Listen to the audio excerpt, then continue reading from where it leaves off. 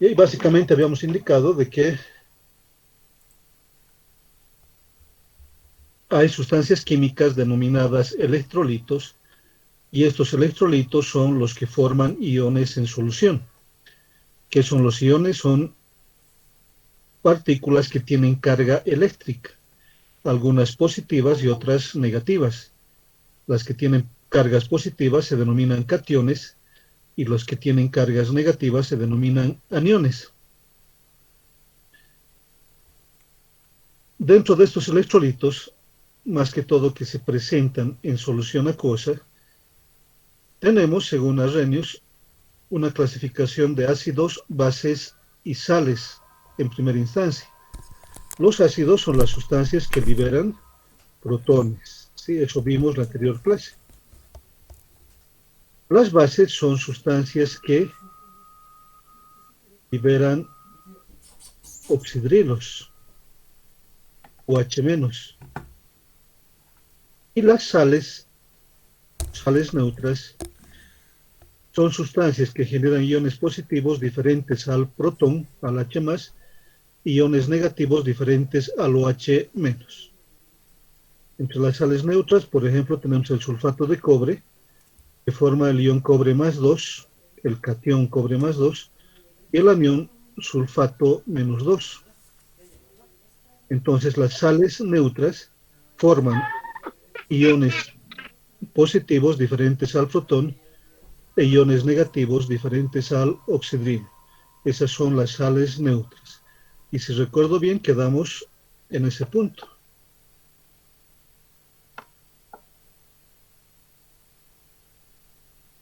¿Sí? ¿Alguien que nos pueda orientar si quedamos en ese punto? Sí, Ya. Ya, gracias. Entonces, hasta ahí en resumen, ácidos, los que liberan protones o hidrogeniones. Habíamos dado una explicación, si recuerdo bien, acá, de que este se denominaba protón, el H+, y el H3O+ se denominaba hidrogenión, pero que representaban la misma sustancia. El hidrogenión no era otra cosa que un protón que se había asimilado a una molécula de agua, por eso aparecía como H3O+. Entonces, los ácidos son las sustancias que liberan protones o hidrogeniones en solución acuosa y las bases son las sustancias que liberan oxidrilos u hidroxilos, también habíamos hablado de ese nombre, o H menos, iones con carga negativa, aniones oxidrilo. Y las sales neutras eran aquellas sustancias que, al ponerse en solución, liberaban cationes distintos al protón o al hidrogenión, ¿sí? Es decir, iones positivos distintos al protón o hidrogenión, o cationes distintos al ion protón y al ion hidrogenión, y aniones o iones negativos distintos al oxidrilo. Uno de los ejemplos, aquí tenemos el sulfato de cobre, un ejemplo de sal neutra, que genera cobre más 2, el ion positivo, este catión cobre más 2, pero que es distinto al H+, y el ion sulfato menos 2, que es distinto al OH-. O acá tenemos otra sal, el yoduro de calcio, que genera en solución el catión calcio más 2 y dos aniones o dos iones negativos yoduros. Esas son sales neutras. Ahora, también tenemos sales ácidas, por ejemplo, el bicarbonato de sodio o carbonato ácido de sodio. ¿Por qué es una sal ácida? Porque en el bicarbonato el hidrógeno que está en su estructura se va a liberar como protón. Pero además, aparte de liberar el protón, el catión protón va a liberar otro catión con carga positiva, desde luego, distinto al protón, en este caso el sodio más. Entonces va a ser una sal ácida cuando libera iones positivos, por un lado el protón o hidrogenión, y por otro lado iones positivos distintos al protón, acompañados de su correspondiente anión, en este caso el ion carbonato -2. A eso se refiere una sal ácida. Y dentro de lo que es la nomenclatura, en muchos casos aquí hablamos del bicarbonato de sodio, ya con el sufijo bi, que se refiere a que tiene iones ácidos. Por ejemplo, puedo tener el bisulfato de sodio o el bisulfito de potasio. ¿Ya? Quiere decir que ese subíndice bi se está refiriendo a que hay hidrógenos ácidos en la estructura de la sustancia. ¿Ya? Por ejemplo, desde aquí vamos a colocar lo siguiente, a ver si, para que quede lo más clarito posible, inclusive cuando repasen, el bicarbonato de sodio.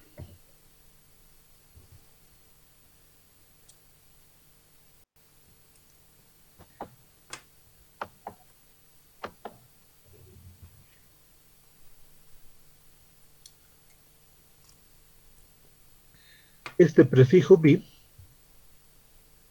se refiere a que hay en la estructura de la sal hidrógenos ácidos. A eso se refiere el bicarbonato de sodio. También, excepcionalmente, no tan frecuentemente como las sales ácidas, hay sales básicas, que en su estructura tienen iones oxidrilo. Cuando la sal contiene en su estructura iones oxidrilo, se denomina sal básica.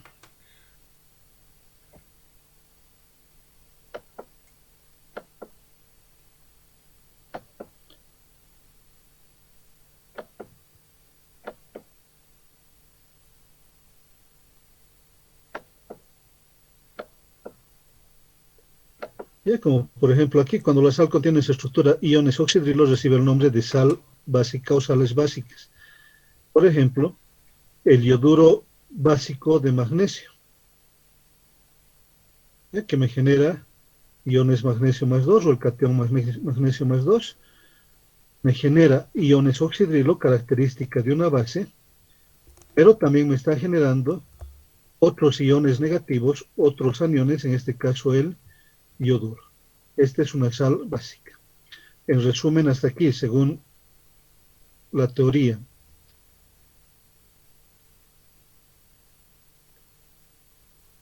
de Arrhenius, ya tenemos tres sustancias de electrolitos, tres familias de electrolitos. Los ácidos, que liberan protones, las bases, que liberan oxidrilos, las sales neutras, que liberan cationes o iones positivos distintos al H+, e iones negativos distintos al OH-.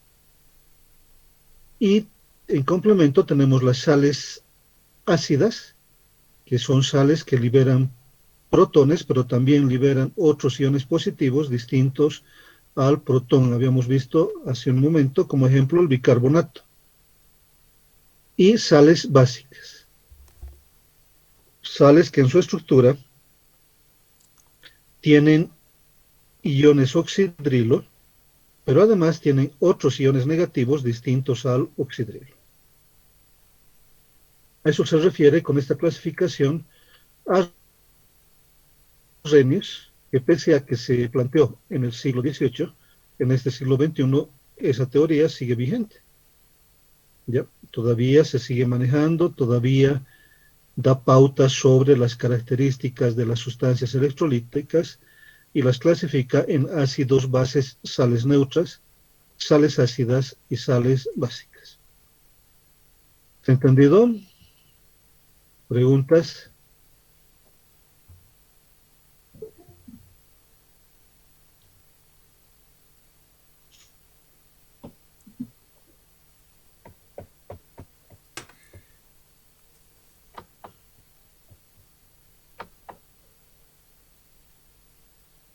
¿No hay preguntas?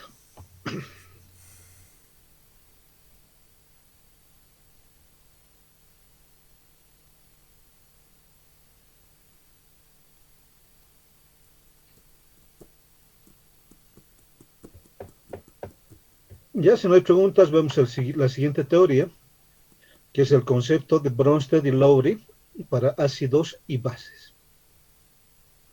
¿Ya? Así como Arrhenius nos hablaba de protones de H+, y de oxidrilos o H-, Bronsted y Lowry, en un paso muy importante del desarrollo de las teorías ácido-base, pues indica que ácido es toda sustancia que puede ceder protones. ¿Ya? El concepto es muy parecido hasta ahí del criterio de Arrhenius. Ácido es toda sustancia que puede ceder protones, dice la teoría, o podríamos nosotros decir que ácido es toda sustancia que puede liberar protones. O en su caso, en algún otro texto podemos encontrar que según Bronsted y Lowry, ácido es toda sustancia que puede liberar hidrogeniones. Y complementa con el hecho que una base es toda sustancia que puede capturar o ganar protones. Es decir, deja de hablar de los oxidrilos y solamente habla de protones. Para Bronsted y Lowry, los ácidos, toda sustancia que gana, perdón, ácidos, toda sustancia que libera o cede protones. En cambio, una base es toda sustancia que puede aceptar o capturar protones. A eso se refiere Bronsted y Lowry en su teoría, una teoría mucho más sencillita, solamente se refiere a protones, se refiere a una especie, a un ion en particular que es el protón, y podemos decir que ácido es toda sustancia que libera protones y base es toda sustancia que captura protones. Ese es el argumento de Bronsted y Lowry. Ya aquí en el documento dice el protón H+, es una sustancia muy importante en la definición de ácidos y bases en el modelo de Bronsted y Lowry, que conceptualmente indica que, abro comillas, ácido es toda sustancia que puede ceder protones y base es toda sustancia que puede ganar protones.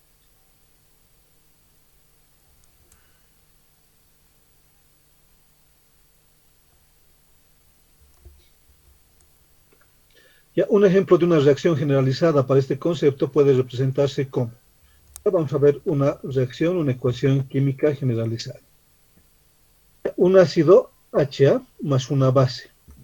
Según la definición de Bronsted y Lowry, ácido es toda sustancia que puede liberar protones y base es toda sustancia que puede capturar protones.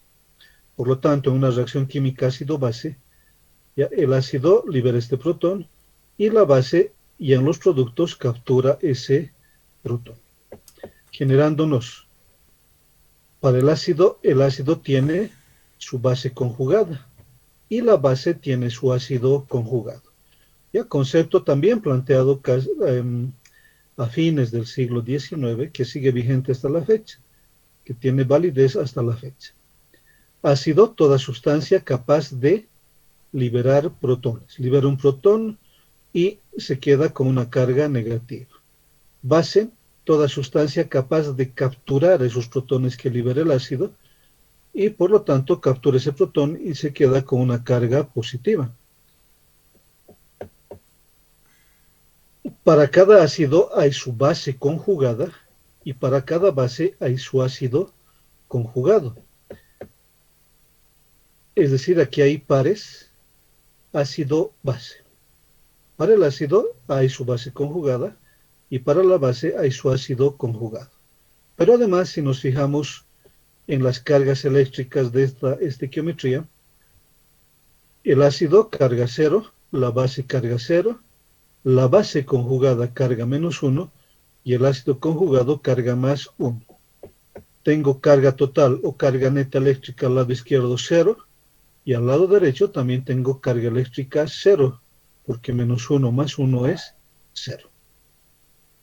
El ácido y su base forman un sistema conjugado, el cual puede representarse por la ecuación anteriormente mostrada, en la cual HA y A- son ácido y base conjugadas.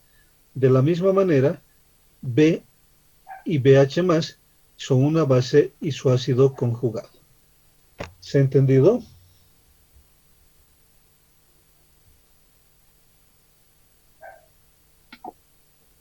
Sí, que se entendido. Ya. ¿Hay alguna pregunta?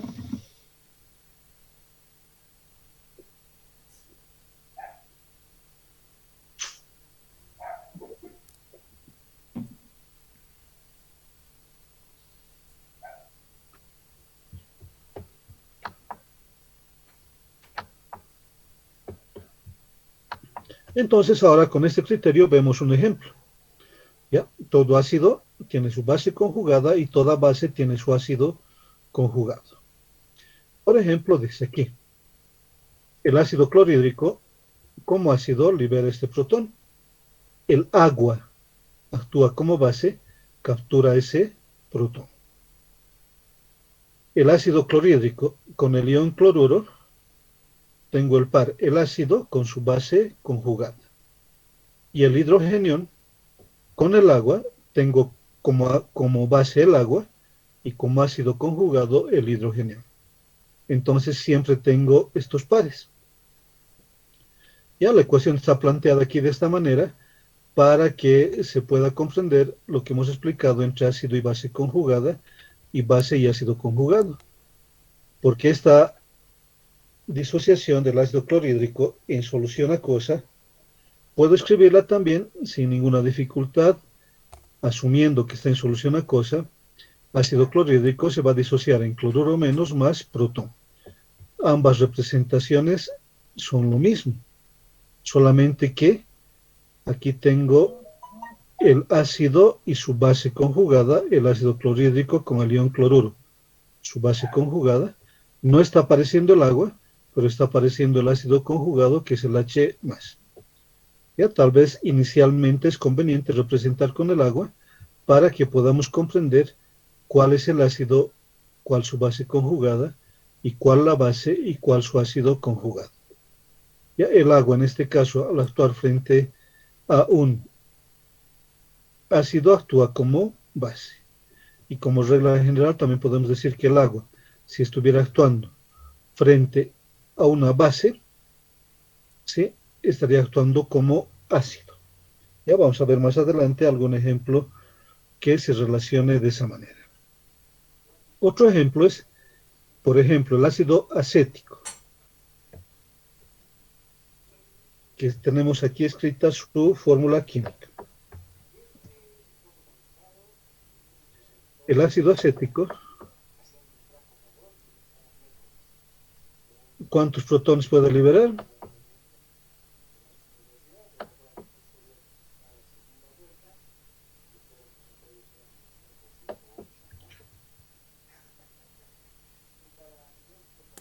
Uno. Uno, Uno, ¿no? uno, uno. Puede liberar solamente un protón. Ya pese a que tiene 3 hidrógenos más, solamente el hidrógeno que está unido a un oxígeno es el hidrógeno que se puede liberar. Estos hidrógenos no están unidos al oxígeno, están unidos a un carbono. Estos hidrógenos no son hidrógenos ácidos. El único hidrógeno ácido que tiene el ácido acético es el que está unido a su oxígeno, el del COOH. Entonces, este ácido va a liberar este protón y me va a generar el ion acetato, el CH3COO-, y por lo tanto, el ácido acético con su base conjugada, el acetato. Aquí tengo el par, ácido-base conjugado. Ácido acético, ion acetato. Y el agua, que con este ácido, que frente a un ácido actúa como base, va a capturar este protón y va a generar un H3O más un hidrógeno. Por lo tanto, el agua, que es la base, va a estar acompañada, o su par va a ser el ácido conjugado hidrógeno. ¿Se ha entendido? Un detalle aquí que también les voy a recomendar que traten de recordar siempre o anótense en sus cuadernitos que el amoníaco, el NH3, es una base. ¿Ya? Ninguno de estos hidrógenos del amoníaco es acidificable. Puede ser que se nos ocurra el pensamiento de que como aquí tengo 3 hidrógenos, voy a tener 3 protones, pero los hidrógenos que son ácidos en las sustancias orgánicas están unidos al oxígeno. En este caso, estos 3 hidrógenos, ninguno de ellos es acidificable. Entonces, si el amoníaco es la base, el agua tiene que ser el ácido. Y el que va a liberar un protón es el agua. De tal manera que libera ese protón y voy a tener el ácido como ácido el agua y su par conjugado, su base conjugada, el oxidrilo. En cambio, el amoníaco es la base, va a capturar ese protón, va a asimilar ese protón que libera el agua y me va a generar el ion amonio más, el NH4 más. De todas maneras, cualquiera sea la situación, siempre tengo que tener un ácido con su base conjugada y una base con su ácido conjugado. ¿Ya? Cuando parto de un ácido o también cuando parto de una base. Una base tiene que venir acompañada de su ácido conjugado y un ácido acompañado de su base conjugada. En el criterio de Bronsted y Lowry, en que ácido es toda sustancia capaz de liberar protones y base es toda sustancia capaz de capturar protones. Eso es lo que nos dice Bronsted y Lowry.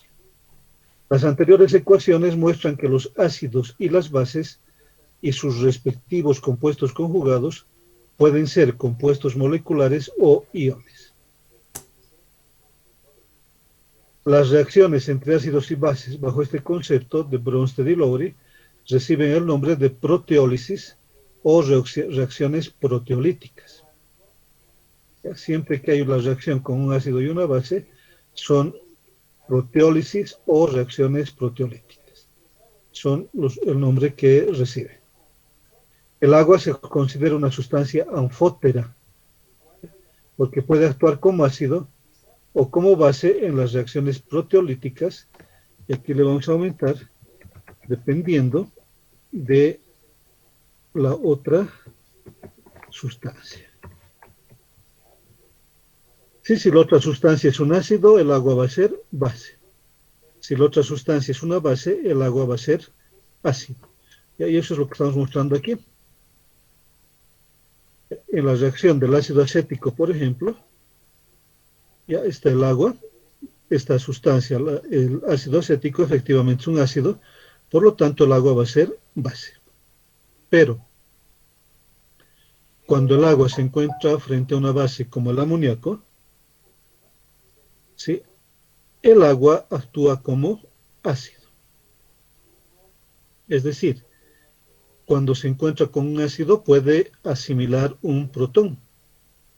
Y cuando se encuentra con una base, puede ceder un protón.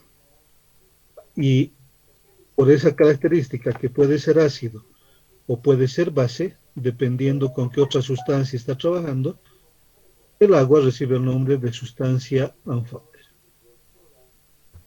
¿Preguntas?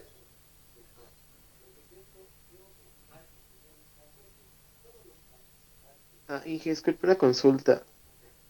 De lo que dijo del amoníaco, de lo que no sé de protones, ¿a qué se debía eso? ¿Podría repetir, por favor?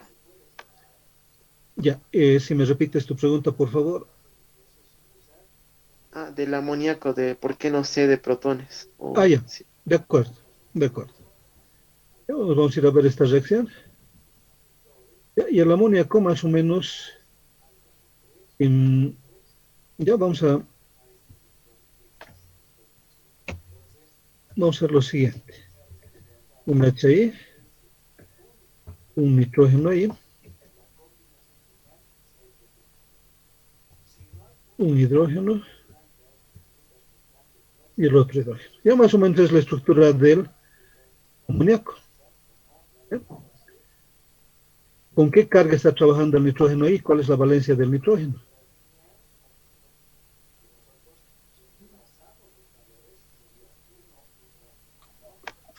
Uno. -3. -3. ¿Qué valencias tiene el nitrógeno?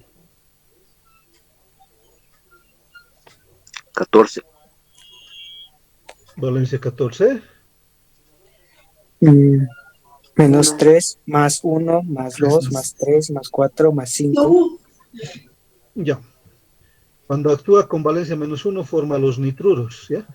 En este caso el nitrógeno está trabajando con valencia +3 y los hidrógenos están trabajando con valencia -1, a diferencia de aquí en el ácido acético, por ejemplo, el hidrógeno está trabajando con valencia +1. Entonces, como este es un enlace distinto al que va a tener el oxígeno de este ácido acético, ¿sí?, con este hidrógeno,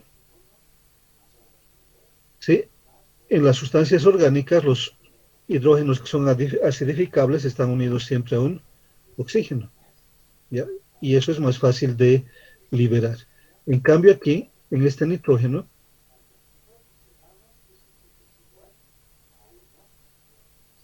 no se puede, el amoníaco no libera ninguno de estos protones, pero sí tiene la capacidad, como lo mostramos en esta reacción, de que pueda capturar otro protón y formar otra sustancia que es el NH4+. ¿Por qué he colocado este ejemplo aquí? Porque normalmente hay la tendencia en el curso a confundirse. Pensamos de que el amoníaco va a ser un ácido. Por eso les decía que este lugarcito le demos bastante atención porque el amoníaco es una base. ¿Y por qué es una base? ¿Ya? Esa base no entra en la definición de Arrhenius, a pesar que también puede entrar en la definición de Arrhenius, ¿no ve? Porque Arrhenius nos decía, base es toda sustancia que al colocarse en solución acuosa genera hilos. Eso nos decía Arrhenius. Eso es lo que pasa con el amoníaco. Pero según Bronsted y Lowry, el concepto más sencillo, el amoníaco es una base que puede capturar un protón cedido por el agua y generar el amoníaco. De tal manera que, generar el amonio. De tal manera que el amoníaco, el NH3, es la base y el amonio, el NH4+, es el ácido conjugado. También podríamos pensar que los ácidos tienen carga positiva, ¿sí?, y las bases pueden tener carga cero o carga negativa. En resumen, ninguno de estos hidrógenos que va unido al amoníaco es acidificable. ¿Ya? Alguna vez en alguna tarea vi que colocaban, voy a borrar después esto, ¿ya?, por ejemplo, el NH3, ¿ya?, que se podía disociar supuestamente en NH2 más un H más. Y esto no es cierto, porque ninguno de estos hidrógenos es acidificable, ninguno de estos hidrógenos puede, NH2 menos tendría que ser, ¿no? NH2 menos más H más. Y esto no es cierto, esta reacción no sucede. Lo que sí sucede es que el NH3 captura un hidrógeno del agua y forma el NH4+. ¿Por qué es base? Porque ninguno de estos protones es acidificable. Y en solución acuosa, el NH3, el amoníaco, genera oxidrilos, teoría de Arrhenius, bases, o genera una sustancia, ¿sí?, que puede capturar un protón del agua y generar el NH4+, según Bronsted y Lowry. Ya no sé si ha aclarado tu idea, tu duda. Sí, Inge, muchas gracias. Entonces, solamente pedirles de que no se olviden de que el NH3 es una base. ¿Ya? Como les mostraba ahí, en otros semestres, desde luego con otros estudiantes, y en tareas y en exámenes donde había amoníaco, ¿ya? Algunos estudiantes colocaban que el NH3 se disociaba en NH2 menos más H más. La entradita está mal porque el NH3 no va a disociarse. El NH3 forma el amoníaco quitándole un hidrógeno al agua.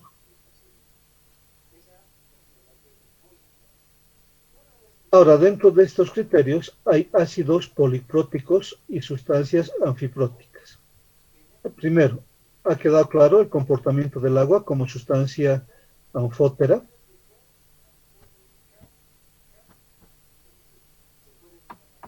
¿Se ha entendido?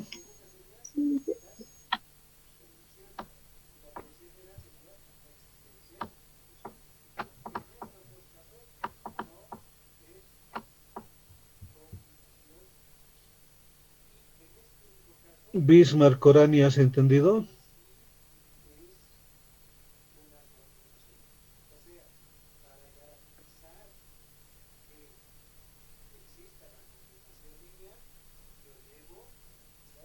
Bismarck, ¿te has dormido?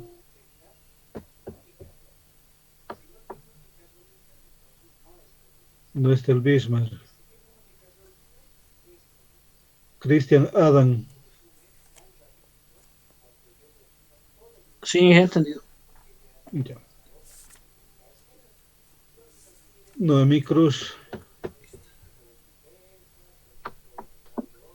Sí, sí, sí, entendido. Ya.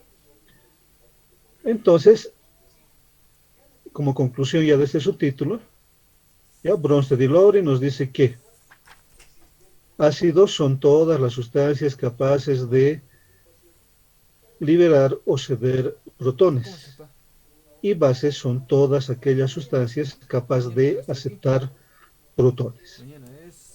Pero además, también en esta teoría se genera el concepto de anfóteros, o se genera el concepto de que el agua es un anfótero, porque frente a un ácido el agua actúa como base, y frente a una base el agua actúa como ácido. El concepto de anfótero se refiere a que una sustancia puede actuar como ácido o como base dependiendo de la situación. Ampliando esa idea, hay ácidos polipróticos. ¿A qué se refieren estos ácidos polipróticos?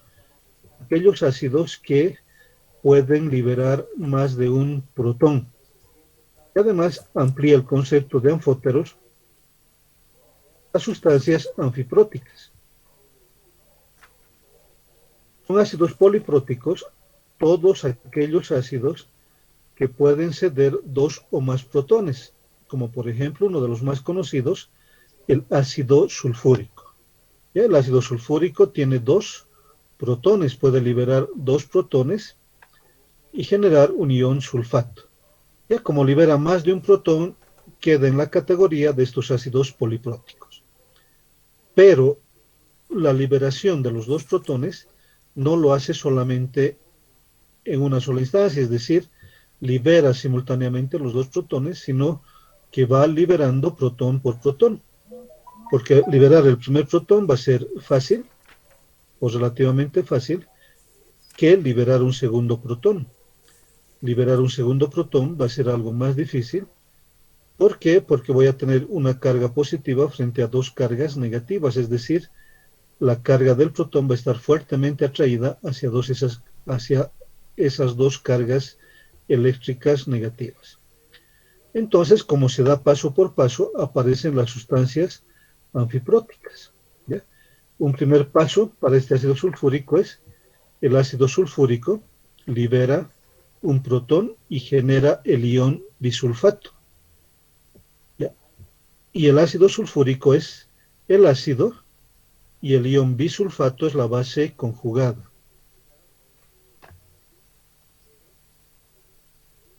En un segundo paso, ese ion bisulfato libera un segundo protón. y genera el ion sulfato. El bisulfato actúa como ácido y su base conjugada va a ser el ion sulfato. Entonces aquí para el ácido sulfúrico, la liberación de sus protones se da paso por paso. Primero libera un protón y después recién libera un segundo protón. Ahora, si hay más de un hidrógeno acidificable, pues se denomina ácido poliprótico. Y como en el ácido sulfúrico tengo dos hidrógenos, voy a tener dos pasos en la liberación. Primero, un primer protón que se libera, generando el ion bisulfato, y después un segundo protón que se libera, generando el ion sulfato. Pero pueden ver aquí de que el ácido sulfúrico, en la primera reacción, o liberando el primer protón, actúa como base conjugada, pero también ese ion bisulfato actúa como ácido para liberar el segundo protón. Repito esta parte. El ion bisulfato en la primera reacción o en la primera disociación actúa como base conjugada frente al ácido que es el ácido sulfúrico.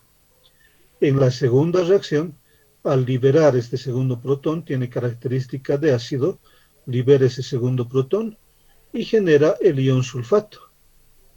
Entonces, ahí tengo como el bisulfato como ácido y el sulfato como base conjugada. Pero podrán ver que el sulfato ácido o el bisulfato actúa como base conjugada, pero también es un ácido. Este comportamiento de que puede ser ácido o puede ser base recibe el nombre de sustancias anfipróticas o comportamiento anfiprótico que está aquí en nuestro subtítulo. Las sustancias anfipróticas son todos los ácidos que por un lado pueden actuar como ácidos y por otro lado pueden actuar como bases. Y ese comportamiento se presenta en los ácidos denominados polipróticos o que tienen más de un hidrógeno acidificable. El ion bisulfato es una sustancia anfótera. ¿Ya? Vamos a colocar aquí este nombre que hemos colocado, anfiprótica.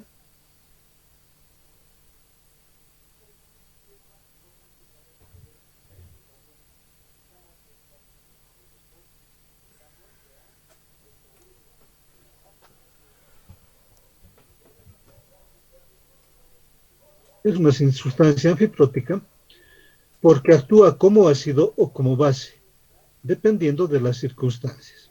¿Se ha entendido?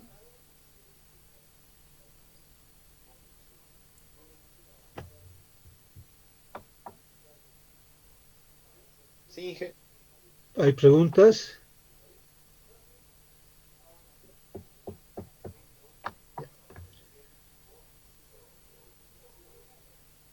Ahora identifiquen, a ver, para el ácido fosfórico, aquí les voy a poner en pantalla,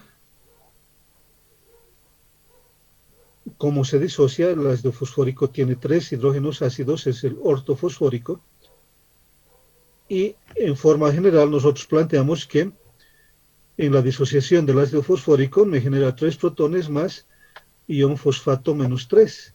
Podría plantear de esta manera en mis cálculos de química, por ejemplo.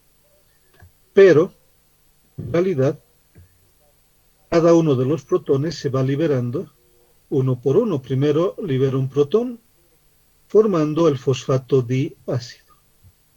De ese fosfato diácido vuelve a liberar otro protón, formando el fosfato ácido. Y cuando tengo el fosfato ácido o bifosfato, ¿sí?, libero ese protón y genero el ion fosfato.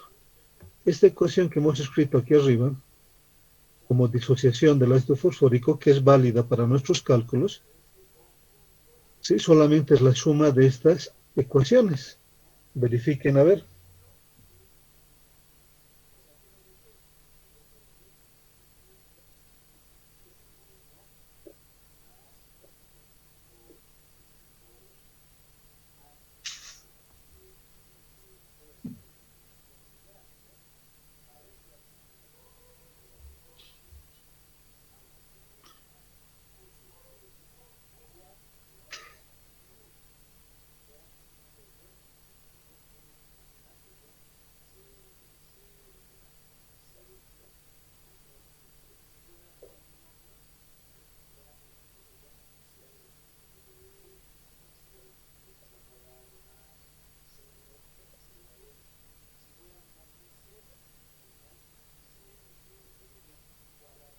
¿Han verificado?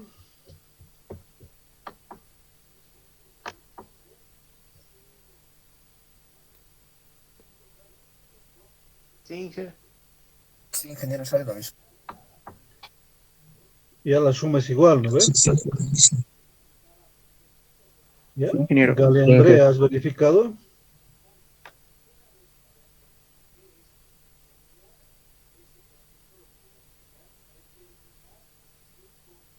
Galia, ¿estás en línea?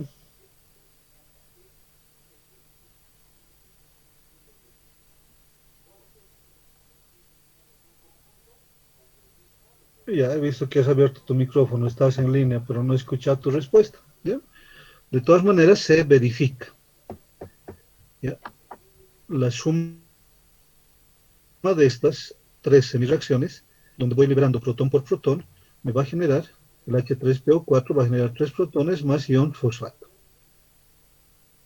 Ahora, ¿cuántas sustancias anfipróticas tengo aquí? Recordando el concepto de anfiprótico o sustancia anfiprótica es aquella que puede actuar como ácido o como base. En la primera reacción, ¿sí? El ácido es el ácido fosfórico y la base conjugada el fosfato diácido. ¿Ya? Di con D, fosfato diácido. Pero ese fosfato diácido en la siguiente reacción actúa como ácido porque libera un protón.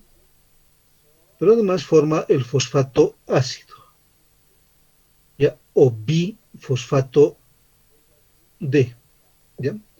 Este es un bifosfato con B labial, BI. En cambio, este es DI de 2. Este es difosfato y este es bifosfato. El difosfato actúa como ácido, libera un protón y genera una base que es el fosfato ácido o bifosfato. ¿Ya? Aquí tengo una primera sustancia anfiprótica, el fosfato diácido, que actúa como base en la primera liberación del protón y actúa como ácido para liberar un segundo protón. El fosfato ácido o bifosfato en la segunda reacción es una base, pero en la siguiente, en la tercera reacción o en la tercera liberación de un hidrógeno, ¿sí? Actúa como ácido para generar el protón y un fosfato. Entonces, este fosfato ácido también actúa como base o como ácido. En este desarrollo tengo dos sustancias anfipróticas, el fosfato diácido y el fosfato ácido. ¿Por qué son anfipróticas? Porque pueden actuar como ácido o como base en una ionización. Cada protón se libera por pasos y no en forma global. Del ejemplo anterior, la liberación de los protones del ácido fosfórico se presentaría de acuerdo a la secuencia mostrada.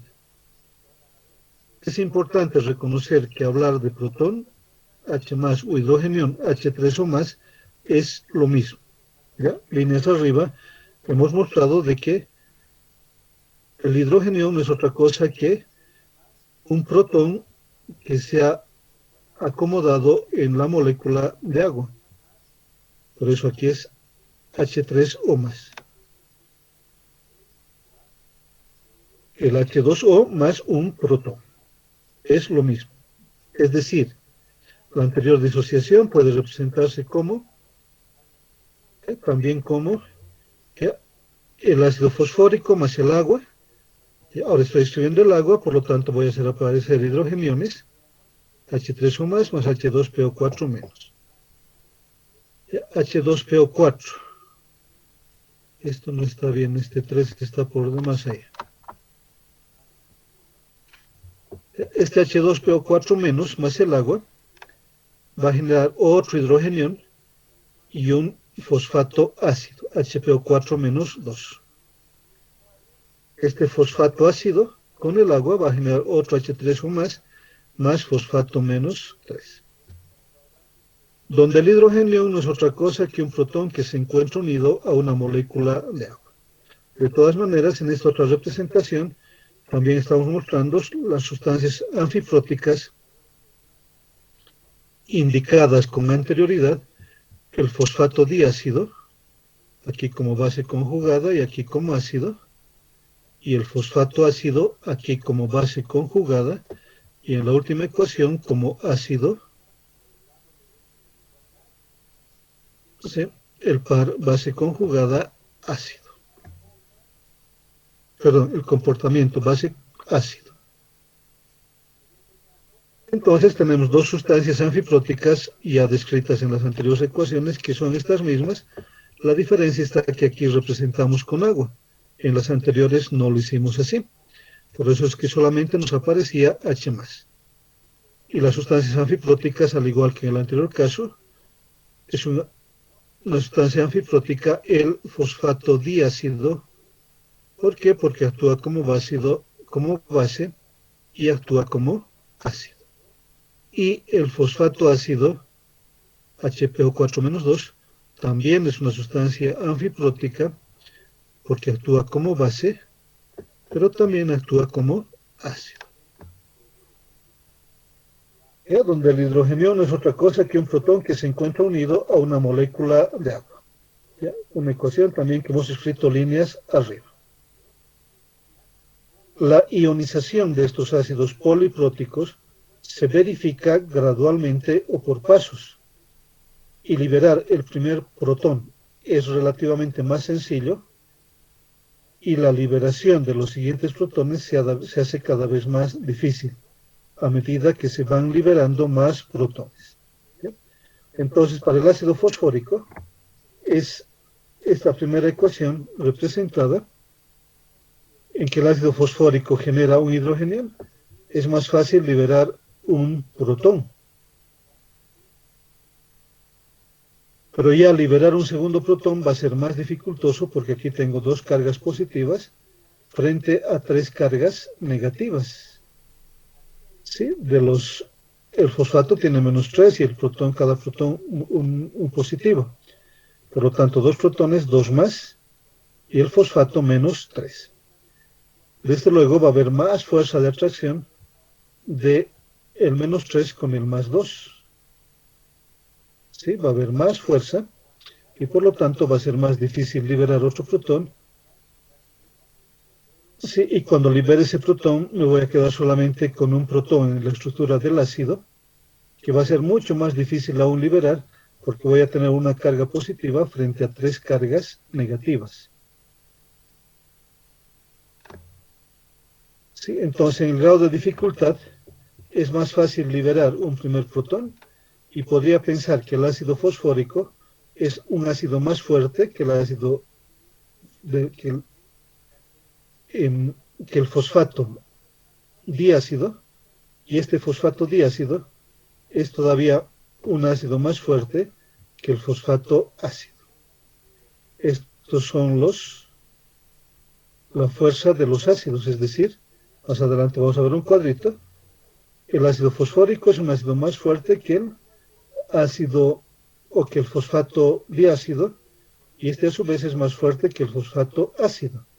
En cambio, aquí tengo el ácido y la base conjugada. En términos de bases, sí, el ácido fosfórico es más fuerte, este fosfato ácido va a ser débil. Es decir, dentro de ese par conjugado, ácido-base conjugada, también se incorpora el criterio fuerte y débil. Si el ácido es fuerte, la base es débil. Al contrario, si el ácido es débil, la base es fuerte. Este ácido fosfórico, dentro de esa fuerza relativa, tiene su base conjugada, y a este lado, al lado derecho, están escritas las bases. La fuerza de los ácidos, el ácido fosfórico más débil hasta un fosfato ácido, el ácido fosfórico relativamente más fuerte que el ácido fosfórico más débil. Por lo tanto, este ácido fosfórico va a tener un ion fosfato, una base más fuerte, y este fosfato diácido va a ser más débil. Y ahí aparece el par, ácido fuerte, base débil. Y ahora lo último, en este último, ¿sí? Ácido débil, base fuerte. Entonces, cuando hablamos de ácido con su base conjugada o base con su ácido conjugado, también vamos a incorporar la dualidad de fuerte y débil. Ya donde el hidrogenio no es otra cosa que un protón que se encuentra unido a una molécula de agua, lo que hemos anotado arriba. La ionización de estos ácidos polipróticos se verifica gradualmente o por pasos. Y liberar el primer protón es relativamente más sencillo, y la liberación de los siguientes protones se hace más difícil a medida que se van liberando más protones. Los ácidos y las bases polipróticas tienen una fuerza relativa, es decir, comparada. Para el ácido fosfórico, la fuerza de sus ácidos y sus bases se representa en el siguiente esquema. ¿Sí? La fuerza de los ácidos va desde el fosfato ácido hasta el ácido fosfórico. Es decir, el fosfato ácido es un ácido mucho más débil que el ácido fosfórico. ¿Ya? La fuerza de los ácidos va en ese sentido. En cambio, para sus bases,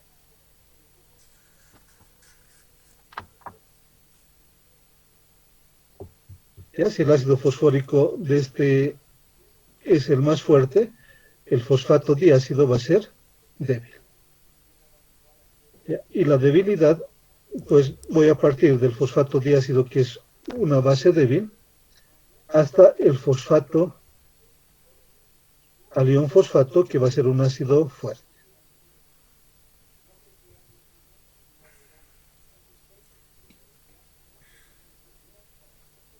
Podría colocar esto, aquí está. Está justamente colocado en la parte de abajo. ¿Bien? Si el ácido es débil, su base conjugada va a ser fuerte. En cambio, si la base es débil, su ácido conjugado va a ser fuerte. Lo que está en la cabeza de esta tablita. ¿Se ha entendido? ¿Y podrías repetir esa última parte, por favor, de si el ácido es débil, la Claro que base? sí, claro que sí. ¿Ya? Ya aquí estamos mostrando para el ácido fosfórico, que es el que hemos visto. ¿Ya? El ácido fosfórico, un ácido relativamente fuerte, por lo tanto, su base conjugada, que es el fosfato diácido, va a ser débil.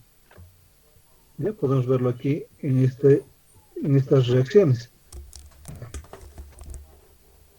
El ácido fosfórico es fuerte, su base conjugada, el fosfato diácido, va a ser débil, porque así como hay un ácido con su base conjugada, también vienen incorporados los criterios de débil y fuerte. Si este ácido es fuerte, su base es débil. En cambio, de los ácidos correspondientes al ácido fosfórico, el fosfato ácido, su ácido más débil, nos va a generar la base más fuerte. ¿Sí? Entonces, el ácido va a tener una base conjugada débil. Perdón. El ácido fuerte va a tener una base conjugada débil. Y el ácido débil va a tener una base conjugada fuerte. Y eso pasa con todos los sistemas aquí. Hemos anotado la fuerza de los ácidos. El ácido fosfórico va a ser un ácido más fuerte que el fosfato diácido, y este a su vez va a ser un ácido más fuerte que el fosfato ácido. Por eso es que la fuerza se está representando desde el ácido que es más débil hasta el ácido más fuerte. Y si el ácido fosfórico es un ácido fuerte, por lo tanto su base es débil. Y si el fosfato ácido es un ácido, el ácido más débil, su base fosfato, la base conjugada, el ion fosfato, va a ser fuerte. Por eso es que aquí esta flechita nos está indicando la fuerza de estos ácidos. que están reguladas por constantes de equilibrio K1, K2 y K3. Por el momento, lo que nos interesa reconocer es que si un ácido es fuerte, si un ácido es fuerte, su base va a ser débil, su base conjugada va a ser débil. Y si un ácido es débil, si un ácido es débil, su base conjugada va a ser fuerte. Por eso están estas flechitas desde el más débil hacia el más fuerte para los ácidos y las bases desde el más débil hacia el más fuerte para el fosfato. Ya no sé si hemos aclarado tu idea. Sí, correcto, gracias. Ya, en general, las sustancias generadas por la disociación de los ácidos polipróticos se comportan como ácidos y como bases, recibiendo el nombre de anfipróticos o anfóteros, presentándose el mismo comportamiento con las bases. ¿Ya? Un hidróxido de aluminio tiene comportamiento parecido. ¿Ya? ¿Se acuerdan, no ve, de la fórmula química del hidróxido del aluminio? Aluminio, paréntesis, OH, cierro paréntesis 3. Carboxidrilo se va liberando en orden. Primero el OH3 que pasa a OH2 más OH menos. Ese al OH2 menos va a pasar al OH menos 2 más OH menos. Y así sucesivamente.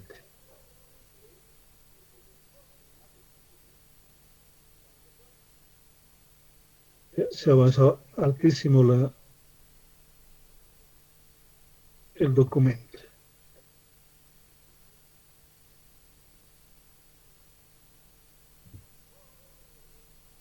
Ya esto era lo que teníamos que ver a continuación, el siguiente subtítulo.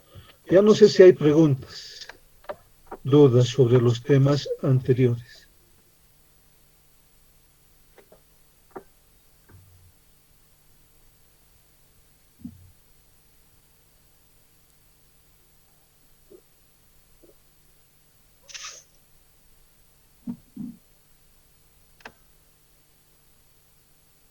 Ya lo que habíamos hablado, la fuerza relativa de ácidos y bases. La fuerza de un ácido o una base, según la teoría de Bronsted y Lowry, debe medirse por la tendencia que tienen a ceder o aceptar protones. Si pueden ceder fácilmente, ácidos relativamente fuertes. Si no pueden ceder fácilmente, protones, ácidos relativamente débiles. ¿Ya? ¿Por qué les digo relativamente fuertes y relativamente débiles? Algún rato vamos a decir ácido fuerte, por ejemplo, el ácido acético, pero en realidad, en forma absoluta, los ácidos fuertes son el clorhídrico, el nítrico y el sulfúrico. Esos son ácidos fuertes porque se van a disociar por completo. ¿Ya? Pero por eso estamos hablando de fuerza relativa. ¿Ya? Que sean ácidos relativamente fuertes o bases relativamente fuertes. Cuando hablamos de ácido fuerte, base débil, o base fuerte, ácido débil, o las otras posibilidades, ácido débil, base fuerte, etc., ¿sí? Nos estamos refiriendo a la fuerza relativa de esos ácidos. Ya si comparamos, por ejemplo, el ácido sulfúrico con el ácido acético, el ácido sulfúrico es un ácido estrictamente fuerte. En cambio, el ácido acético, que es el vinagre que muchas veces consumimos con nuestra alimentación, es un ácido relativamente débil, ¿ya? Porque su par conjugado, el ion acetato, el acetato es una base fuerte. Entonces, a eso nos estamos refiriendo con fuerza relativa de los ácidos y las bases. La fuerza de un ácido o una base, según la teoría de Bronsted y Lowry, debe medirse por la tendencia que tienen a ceder o a aceptar protones.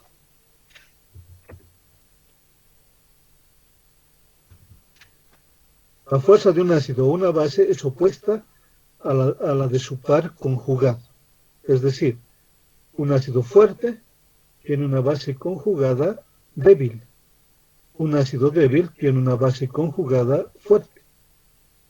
Un ácido fuerte, por ejemplo, el ácido sulfúrico, yéndonos a un extremo, a un ácido efectivamente fuerte, ¿cuál será la base conjugada del ácido sulfúrico?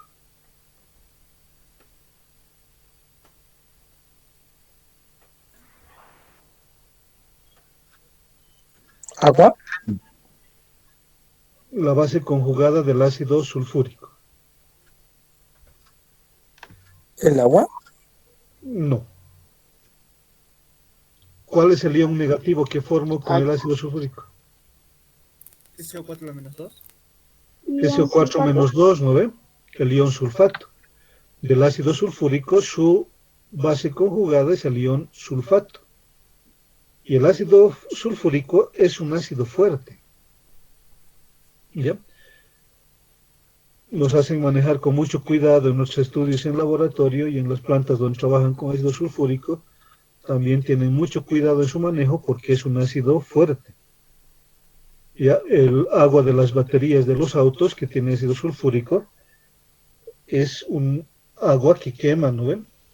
Puede causar quemaduras, si salpica la ropa la destroza, etc. Y es ácido sulfúrico. Es un ácido fuerte. Pero su base conjugada, el ion sulfato, es una base débil. Cuando utilizamos, por ejemplo, sulfato de calcio, el yeso no nos quemamos. ¿Ya? Porque el sulfato de calcio en agua es una base débil. El ion sulfato es una base débil. Ahora, un ácido débil, como el ácido acético, tiene una base conjugada fuerte. ¿Cuál es esa base conjugada? El ion acetato. El acetato es una base fuerte, una base relativamente fuerte. En cambio, el ácido acético es un ácido débil. Entonces, siempre hay el par conjugado, fuerte y débil. Hasta el momento, ácido fuerte, base débil. Como ejemplo, el ácido sulfúrico y el ion sulfato. Y un ácido débil va a tener una base fuerte. El ácido débil, como ejemplo, el ácido acético, débil, y la base conjugada, el ion acetato, una base fuerte. Entonces también siempre hay ese par ácido débil, base fuerte. ¿Ya? Una base fuerte, dice, el hidróxido de sodio. ¿Ya? Tiene un ácido conjugado débil. ¿Ya? ¿Cuál vendría a ser ese ácido conjugado?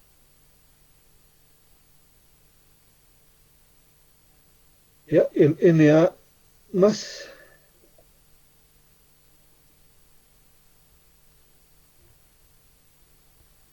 ¿Ya? Entonces, esa base conjugada va a tener un ácido débil. Esa base fuerte, el hidróxido de sodio, va a tener un ácido conjugado débil.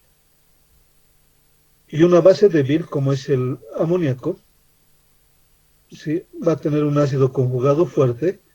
Ese ácido conjugado fuerte es el amonio. Una ecuación que vimos líneas arriba. NH3 más el agua va a generar NH4 más OH menos. El NH3, la base débil, y el NH4 más, el ácido fuerte. ¿Ya? Y eso se relaciona con la fuerza relativa de los ácidos. En cualquier proceso proteolítico, la transferencia de protones tiene lugar en el sentido de favorecer la formación del ácido o la base más débil. El ácido clorhídrico, que es un ácido fuerte, estrictamente fuerte, el hidróxido de sodio, que es una base también fuerte, va a generar cloruro de sodio más el agua. El cloruro, ¿sí?, la base conjugada del ácido, y el agua, la base conjugada o el ácido conjugado de la base. Ya repito esta parte. El ácido clorhídrico, ácido con su base conjugada, cloruro, el hidróxido de sodio, base, su ácido conjugado, el agua. Entonces, a eso nos referimos con la fuerza relativa de los ácidos y de las bases. Siempre que veamos alguna sustancia ácida o básica que se regule por una constante de ionización, que es una particularidad de la constante de equilibrio, ¿sí?, cualquier ácido o cualquier base que regularice o que regule su ionización con una constante de equilibrio, pues va a ser una base o un ácido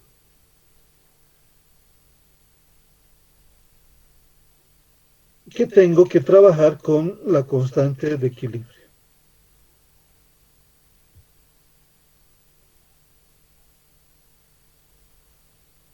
Entonces, lo más importante, lo más rescatable de acá, ya vamos a ver con algunos ejercicios y números, estos criterios también de ácido fuerte y base fuerte, sus pares conjugados, base débil y ácido débil. Hay una tercera teoría para los criterios ácido-base, y es la teoría de Lewis. Esta teoría de Lewis llega más lejos todavía que el criterio de Bronsted y Lowry. Esta teoría de Lewis se refiere a que un ácido va a ser toda sustancia capaz de aceptar un par de electrones. En cambio, una base va a ser toda sustancia que puede compartir o ceder un par de electrones. A eso se refiere la teoría de Lewis. Llega más lejos. Ya Arrhenius, para hablarnos de ácidos y bases, nos habla de protones y oxidrilos. Bronsted y Lowry, para hablarnos de ácidos y bases, nos habla fundamentalmente de protones. Y Lewis llega mucho más lejos, ya no nos habla ni de protones y oxidrilos o solamente protones, y solamente nos habla de electrones. Y toda sustancia que pueda aceptar un par de electrones es un ácido. Y una base es toda sustancia que puede ceder o compartir un par de electrones. Eso se refiere a la teoría de Lewis. Aquí el anhidrido carbónico con el óxido de calcio nos forma el carbonato de calcio. ¿Sí? Este carbonato de calcio es el mármol o material a partir del cual hacen cemento. Y el anhidrido carbónico más un óxido nos da una sal. Pero básicamente con el criterio de que, de Lewis, de que la sustancia que puede capturar un par de electrones es el ácido y la sustancia que cede un par de electrones es la base. Aquí está la reacción representada por los electrones con una regla del octeto que está bastante clara. Y pues, para formar el carbonato de calcio, el óxido de calcio tiene un par de electrones que los puede compartir y los estamos mostrando acá. El óxido de calcio va a compartir ese par de electrones.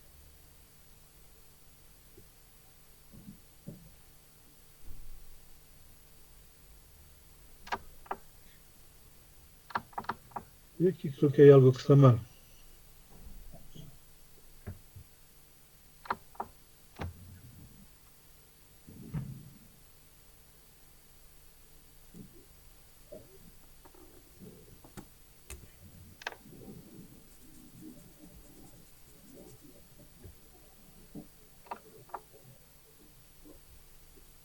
Ya, ahora sí. Ya del óxido de calcio ha pasado a compartir este par de electrones pintados de rojo, con uno de los oxígenos del anhídrido carbónico, ¿sí? Que está aquí el anhídrido carbónico, también con su regla del octeto.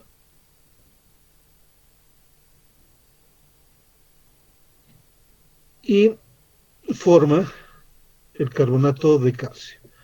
Y nos muestran claramente de que la sustancia que comparte electrones es el ácido. Perdón, la sustancia que comparte electrones es el ácido, o acepta electrones es el ácido, y la sustancia que cede electrones es la base. Con una explicación adicional, también de nomenclatura, de que los ácidos se forman a partir de los anhídridos. Aquí tengo el anhídrido carbónico, por lo tanto todos los anhídridos me van a generar ácidos, y las bases se generan a partir de los óxidos. Y aquí tengo un óxido, y pues va a generar una base.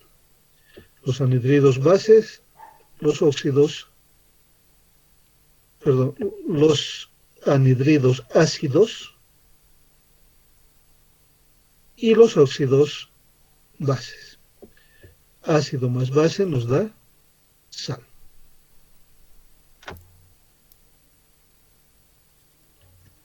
No. Clases. La afinidad por capturar electrones se denomina electrofilia, y la capacidad de ceder electrones se denomina nucleofilia. Es decir, los anhídridos tienen capacidad de capturar electrones y los óxidos tienen capacidad de ceder electrones. Los que captan electrones, sustancias electrofílicas, y los que ceden electrones, sustancias nucleofílicas. Eso en relación a esta última teoría, la teoría de Lewis, sobre todo como información, pero en resumen podemos decir de que en estas teorías, la teoría de Arrhenius me dice de que un ácido es toda sustancia que libera protones. Una base, toda sustancia que libera oxidrilos. Una sal neutra, toda sustancia que puede liberar iones positivos distintos a los protones e iones negativos distintos a los oxidrilos. Entonces, esa es una sal neutra. Pero tenemos sales ácidas, según Arrhenius, que indican de que hay o se define una sal ácida como aquella sustancia, aquella sal que puede liberar protones, pero además puede liberar otros elementos con carga positiva distintos al protón. Y las sales básicas, ¿sí? Aquellas sales que pueden liberar oxidrilos, pero además pueden liberar otras sustancias con carga negativa. Y los ejemplos los hemos anotado arriba, es lo que nos dice Arrhenius. Y lo que nos indica Bronsted y Lowry, que ácido es toda sustancia que puede liberar protones, y base es toda sustancia que puede capturar protones. Se reduce al protón. Y lo que nos dice Lewis es que ácido es toda sustancia capaz de aceptar electrones, y base toda sustancia capaz de ceder protones. Esas son las tres teorías. Ahora vamos a hablar de lo que es la constante de ionización. La constante de ionización es una forma muy particular de expresar la constante de equilibrio. En el anterior capítulo hemos hablado de la constante de equilibrio, y ahora vamos a hablar de la constante de ionización, pero que es una forma, como dice en pantalla, muy particular de poder expresar esa constante de equilibrio, que indicábamos la constante de equilibrio para las concentraciones K sub C era igual a la multiplicación de las concentraciones de los productos elevados a sus cocientes estequiométricos sobre la multiplicación de los reactivos elevados a sus cocientes estequiométricos.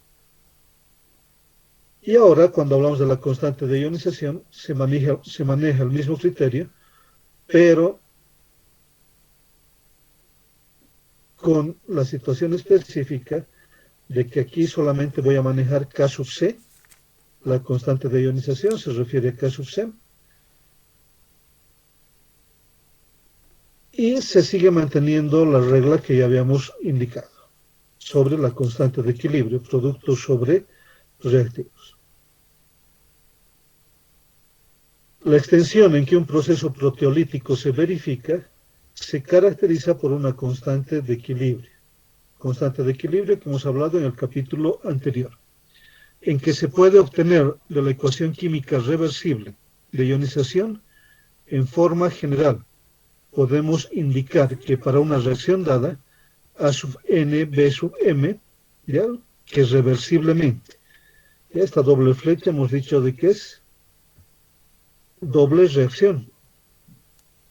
Reacción que de los reactivos pasa a los productos, pero los productos también están pasando a los reactivos.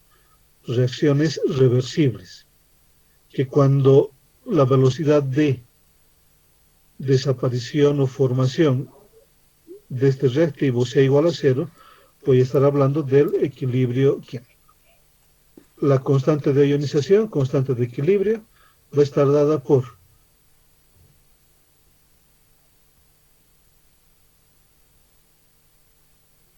ya la concentración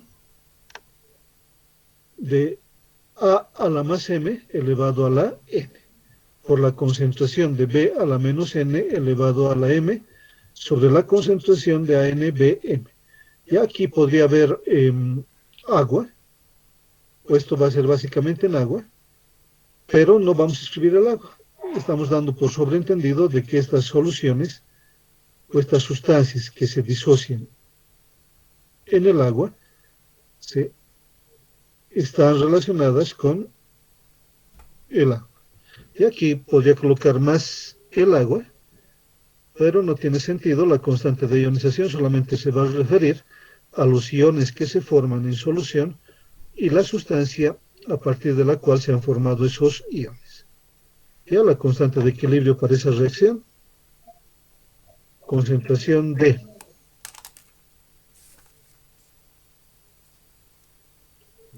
A más m elevado a la n, concentración B menos n elevado a la n. Multiplicación de concentraciones de productos sobre concentración de A a la n y B a la n. Esta constante de ionización se refiere a soluciones acuosas, pero referidas exclusivamente a las concentraciones. Es decir, es una forma muy particular de la constante de equilibrio en función de concentraciones. Ya, esa es la expresión de esta primera constante de ionización. Preguntas.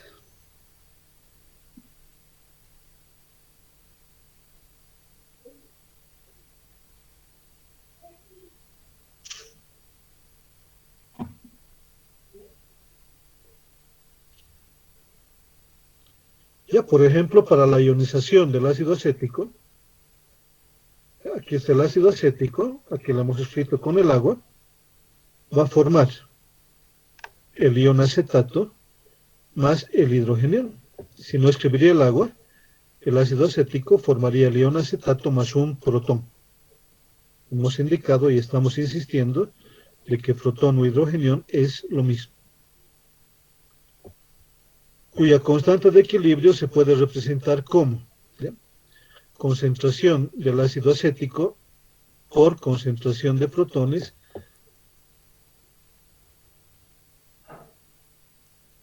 ya creo que les he indicado mal, ya repito, concentración del ion acetato por concentración de los hidrogeniones sobre la concentración del ácido acético y por la concentración del agua. Se podría representar de esta manera. Pero ahora la concentración del agua es prácticamente constante. A ver, calculen cuántos moles de agua hay en un litro de agua.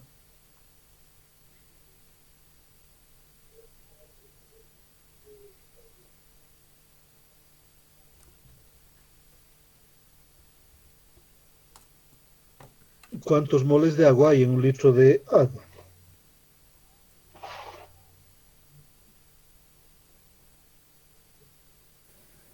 ¿31,25? No. ¿Un litro de agua cuántos gramos de agua tiene? 1000 gramos. 100 gramos. ¿Cómo se dice? Ya, 55. 1000 gramos, ¿no? Y la concentración de agua va a ser 55.55. Los moles de agua van a ser 55.55. 35.6. Ya, si lo quieren redondear, 55.6 moles 5.5. en cada litro. Por lo tanto, la concentración del molar del agua va a ser prácticamente constante y va a ser igual a 55.6, los que han calculado como 6 o los que han calculado como 55.55 molar. Pero esta concentración del agua es prácticamente constante. Razón por la cual esta concentración queda fuera de la expresión, es decir, esta concentración de agua la voy a llevar a multiplicar por la constante de equilibrio, por Kc. Y Kc por esa concentración de agua le voy a denominar constante de ionización. Razón por la cual esta concentración queda fuera de la expresión de equilibrio y genera la constante de ionización, que por tratarse de un ácido recibe el nombre de Ka sub A. Cuando estoy hablando del ácido acético, K sub C por la concentración de agua, por ese 55.55, es una constante de ionización, pero como estoy hablando de la ionización de un ácido, le voy a dar el nombre de K sub A. Y la anterior ecuación para la constante de ionización del ácido acético puede escribirse como. Entonces, esa constante de equilibrio en función de concentraciones, K sub C por la concentración de agua, recibe el nombre de K sub A, donde este subíndice A me está indicando muy claramente que cuando hablo de esta manera como K sub A, me estoy refiriendo a la disociación del ácido. En este caso, la disociación del ácido acético. ¿Se ha entendido esa parte?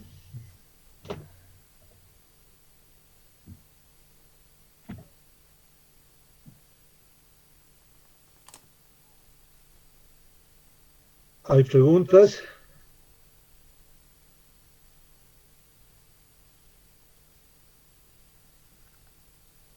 Ya aquí está representado en función de el hidrogenión, porque es la ecuación con que hemos trabajado, ¿no ve? Esta geometría con que hemos trabajado ahí.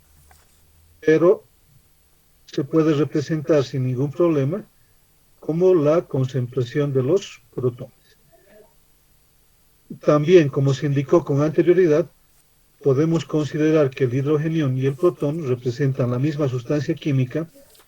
H3 o más es igual a H más agua, por lo que se puede representar la constante de ionización del ácido acético como esa constante ácida que hemos dicho K sub C por la concentración de agua K sub A, va a ser igual a la concentración del ion acetato por la concentración de los protones sobre la concentración del ácido acético.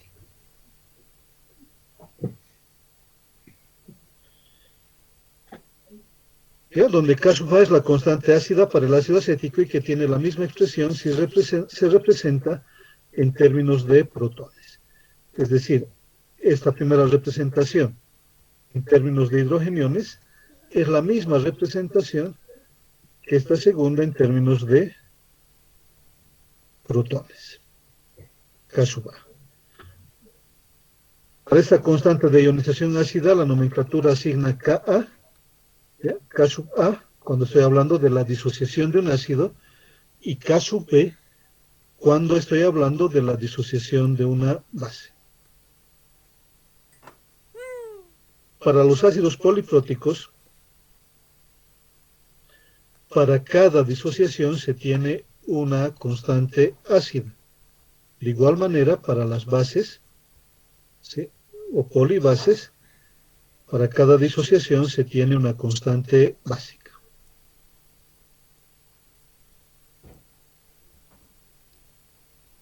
Y aquí está la recomendación,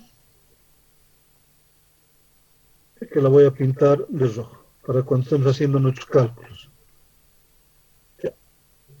Recomendación, dice, cuando la estequiometría presenta la disociación del ácido, se trabaja con Ka. Ya es recomendable trabajar con Ka. Entonces, aquí estoy mostrando la disociación del ácido acético en ion acetato e hidrogeniones en ion acetato o protones.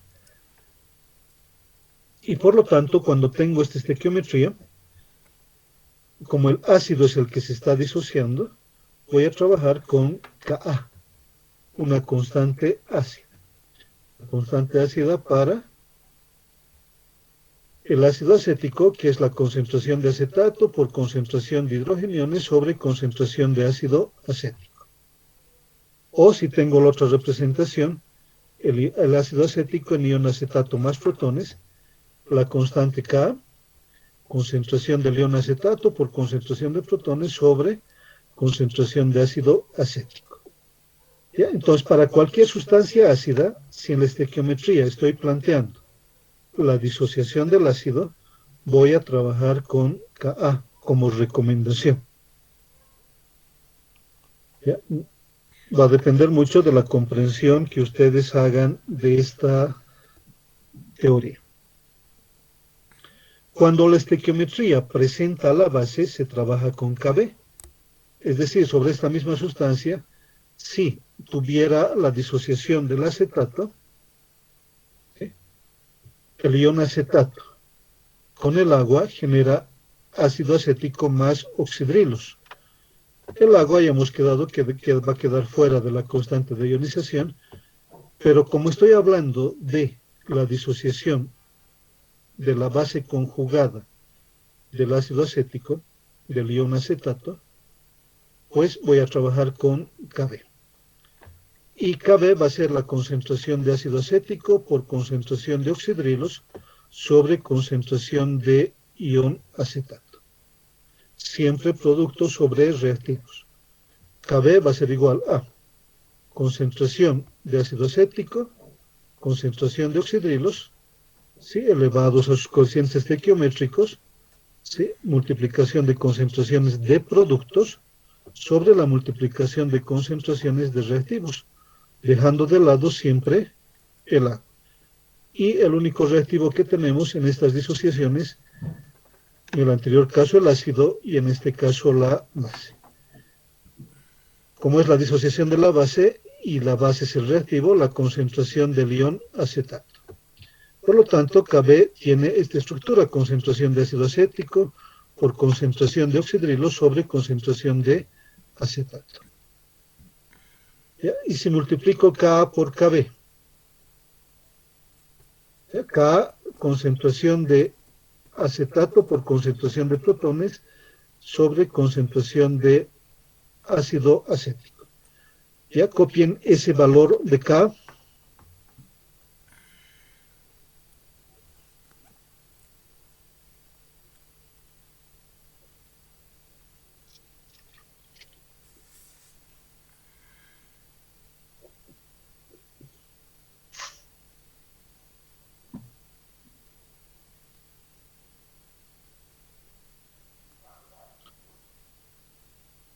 ¿Y han copiado? Sí, Y a ver si les puedo mostrar un poquito más grande. No, ya no da más. Es la constante K. Y vamos a copiar cuánto vale KB. KB, tienen ahí la otra expresión. Ka para cuando trabajo con la estequiometría del ácido y Kb para cuando trabajo con la estequiometría de la base. Y tenemos esa otra expresión. ¿Cuánto vale Ka por Kb?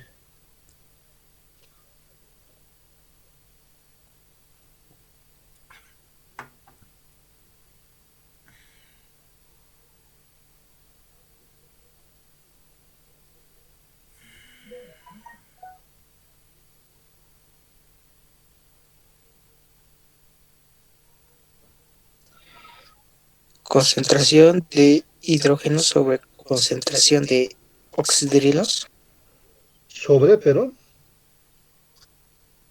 o sea, dividido. ya. Dividido, a ver, revisa. Es la concentración de los hidrógenos por la concentración de Eso es hidrógeno. lo mismo, dije. Concentración de hidrógenos Sería sobre producto. concentración de oxidrilos. Ya, algo has fallado. Los compañeros, los que hablaron, decían producto, ¿no? La multiplicación de la concentración de protones por la concentración de oxidrilos. Aquí tenemos la multiplicación de Ka por Kb. Ka, concentración de acetato por concentración de protones, sobre la concentración del ácido acético. Esto representa Ka, multiplicado por Kb. Y Kb, que se refiere a la disociación de la base, en este caso el acetato, va a ser la multiplicación de la concentración del ácido acético por concentración de oxidrilos sobre la concentración del ion acetato. De esta ecuación, ya que todas las concentraciones planteadas son en el equilibrio, ya no estamos escribiendo, ¿no? De equilibrio, pero todas son planteadas en el equilibrio, y por lo tanto puedo simplificar concentración de acetato en el numerador con concentración de acetato en el denominador, concentración de ácido acético en el numerador, con concentración de ácido acético en el denominador. Y me voy a quedar que Ka por Kb es concentración de protones por concentración de oxidrilos. ¿Ya? Ahí tenías una falla. No entiendo la razón por la cual estaba saliendo división, pero es multiplicación. Concentración de protones por concentración de oxidrilos. ¿Sí? ¿Alguien quería hablar? Sí, ya me he confundido. Está bien, no hay problema, estás aprendiendo.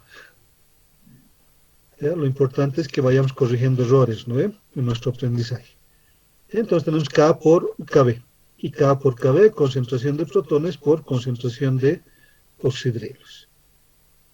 Que la puedo representar también como concentración de oxidrilos por concentración de hidrogeniones, o lo que es lo mismo, concentración de oxidrilos por concentración de protones.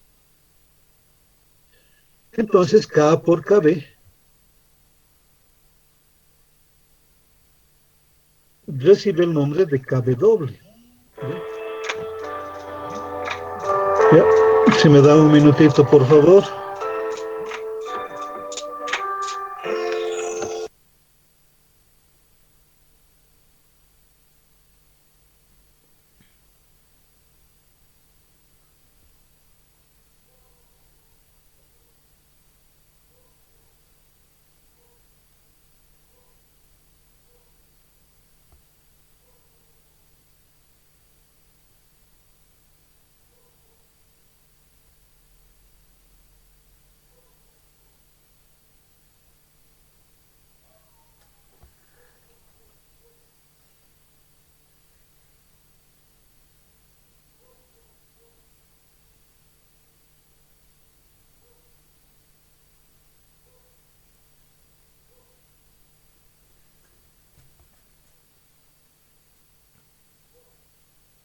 Ya entonces llegamos a la conclusión de que el producto K por Kb es concentración de protones por concentración de oxidrilos, y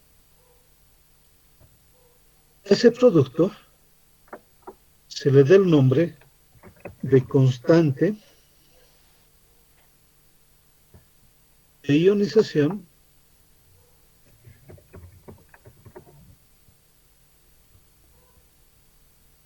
agua. KW.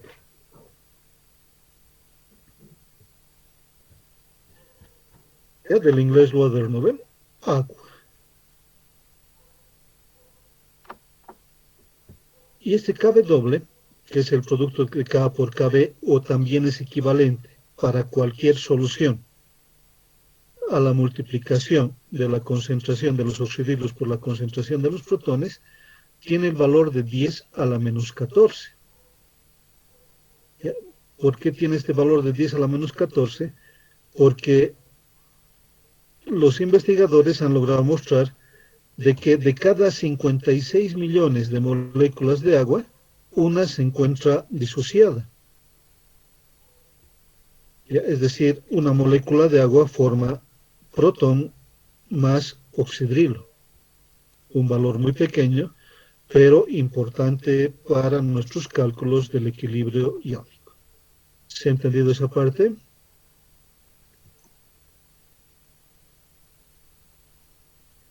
Hay preguntas, repetimos. Si no se ha entendido algo.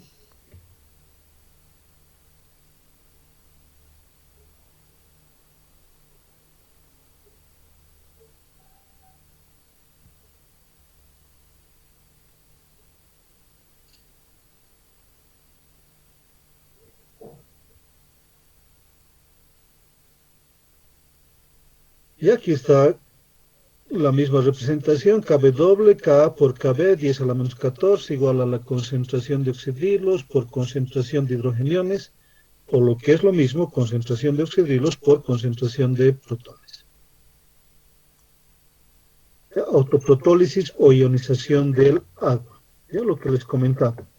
Ese valor de 10 a la menos 14, que les voy a pedir que lo tomen muy en cuenta para nuestros cálculos. Ya dice, el agua es un compuesto anfiprótico o anfótero, ¿no ven? Ya hemos indicado que es anfótero, ¿por qué? O anfiprótico, ¿por qué? Porque sencillamente el agua puede actuar como ácido o puede actuar como base. Cuando actúa como ácido libera protón y cuando actúa como base libera oxidrilo. ¿Ya? Por lo tanto, el agua es un compuesto anfiprótico que según la disociación donde participa se comporta como ácido o como base según la ecuación. Esta ecuación, una molécula de agua más otra molécula de agua, una de ellas actuará como ácido y la otra actuará como base, generando oxidrilos e hidrogeniones. Si hablo de una sola molécula de agua, generará oxidrilo más protón. O la otra representación también, que es la misma estequiometría de arriba, dos moléculas de agua generarán oxidrilo e hidrogenión. A consecuencia de que las moléculas de agua, aunque en una muy pequeña cantidad pueden disociarse, es que aparece el KW.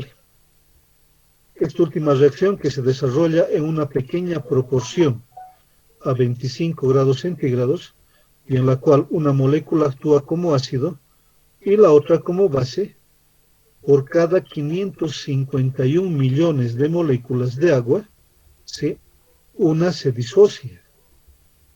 Esas 551 millones de moléculas, unita se va a disociar en protón y en oxidrilo. La constante de equilibrio para la ionización del agua se puede representar por la siguiente ecuación. Es decir, la constante de equilibrio para esta disociación es una molécula en 551 millones, se puede escribir como Kc, ¿sí?, de esta ecuación va a ser concentración de oxidrilos por concentración de hidrogeniones sobre concentración de agua al cuadrado. Y productos sobre reactivos, concentración de oxidrilos por concentración de protones sobre concentración de agua al cuadrado. Esa sería su constante de equilibrio. Como sabemos que la constante o la concentración del agua es aproximadamente 55.6, me decían, constante, esa concentración de agua al cuadrado la puedo llevar a multiplicar por Kc. Como la concentración del agua es aproximadamente 55.55 molar, permanece constante por las moléculas, por las pocas moléculas de agua que se disocian, y se puede reescribir como A sub C por la concentración de agua al cuadrado va a ser igual a la concentración de oxidrilos por la concentración de hidrogeniones, o concentración de, lo vamos a dejar todavía en cuadrado, ¿ya? Que recibe el nombre de constante de ionización del agua, Kw, y tiene el valor de 10 a la menos 14 a 25 grados centígrados. Es decir, en este subtítulo estamos justificando este valor que hemos escrito ya aquí arriba de 10 a la menos 14. Es la constante de ionización del agua. Esa constante de ionización del agua que se refiere a que una molécula se disocia por cada 551 millones de moléculas y que tiene el valor de 10 a la menos 14, que al igual que cualquier otra constante de ionización, va a ser el producto de su constante de equilibrio de concentraciones por la concentración del agua. Y aquí nuevamente estamos representando Kw es igual a Ka por Kb por 10 a la menos 14, o va a ser igual a 10 a la menos 14 por concentración de oxidrilos y concentración de protones. ¿Se ha entendido hasta ahí?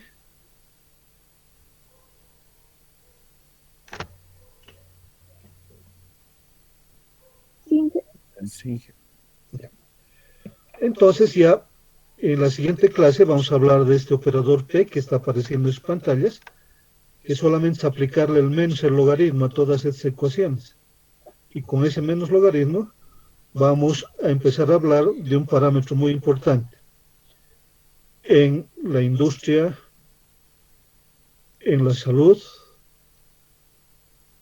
en los alimentos, que se denomina el pH.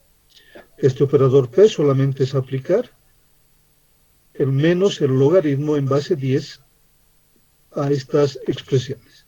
Y eso lo vamos a hacer el siguiente jueves. ¿Ya? Si no hay preguntas, ya cuando hablamos del pH ya estamos entrando a hablar, o estamos empezando a hablar de que vamos a hacer cálculos del pH. El pH es muy importante para el desarrollo del ser humano, para la salud del ser humano, para la alimentación del ser humano, para los cultivos agrícolas, para los productos alimenticios.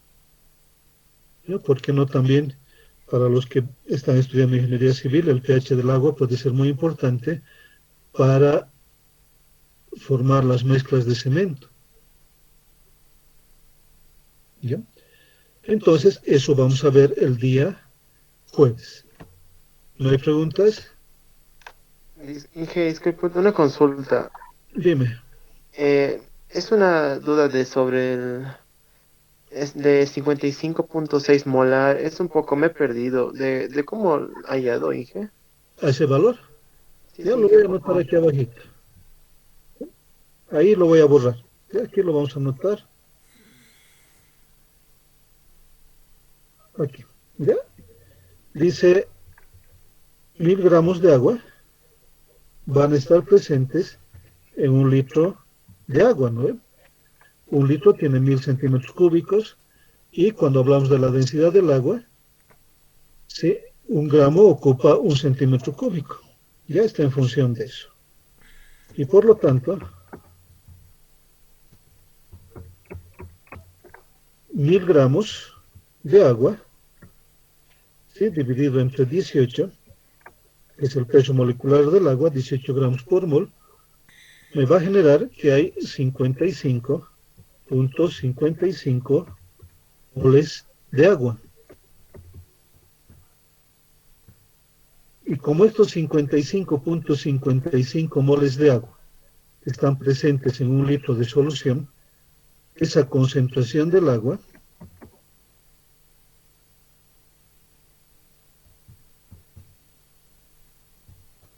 va a ser igual a 55 55.55 moles de agua por litro de agua.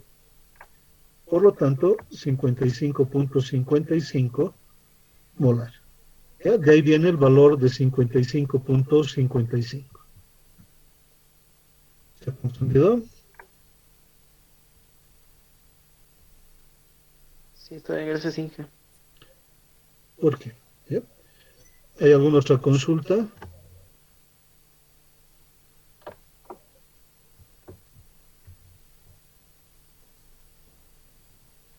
Ya, borramos eso.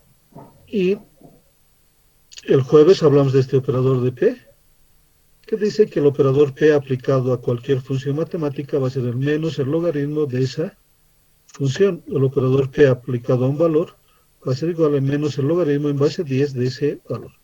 Y eso vamos a hablar el día jueves. ¿Ya? Si no hay más preguntas,